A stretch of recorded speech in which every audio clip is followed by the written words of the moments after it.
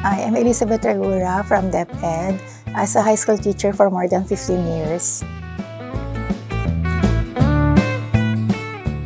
Nagpunta po ako ng GSIS a month of October po to file my retirement papers. To find out doon sa front desk po ay nakita po nila na meron po akong loan at sinuggest po nila sa akin na mag-apply ako para sa RPSL. Sobrang hirap. Nung malaman ko kasi sa frontline na meron ako naiwang loan at medyo parang isip ko hindi ko yata kayang bayaran ito sa GSIS. At dun sa mga iniliwanag sa akin about RPSL, yung pong naiwanan kong loan ay mababawasan sa programa ng RPSL.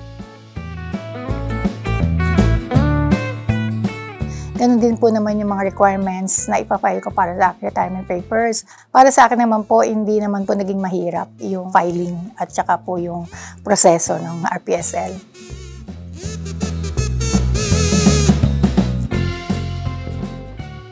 Sobrang satisfied po ako sa programa ng RPSL kasi yung iniisip ko na mahabang responsibility ko sa pagbabayad ng aking loan ay pinaiksi po ng programa ng RPSL at ito po ay sobrang nakatulong para sa akin na mabayaran sa maikling panahon ang aking loan sa GSIS.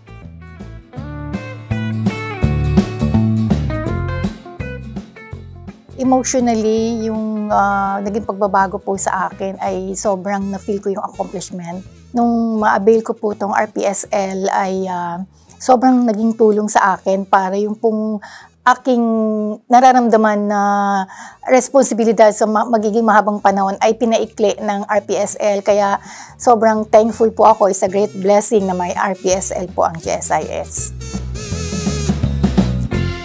Ang RPSL po ay ina-advise ko, highly recommended, asikasuhin na yung kanilang mga naiwang loan sa GSIS para pag dumating na yung panahon or time ng retirement period nila ay wala na silang ibang iisipin at magiging maalwan na yung kanilang paglalakad ng mga retirement paper po nila.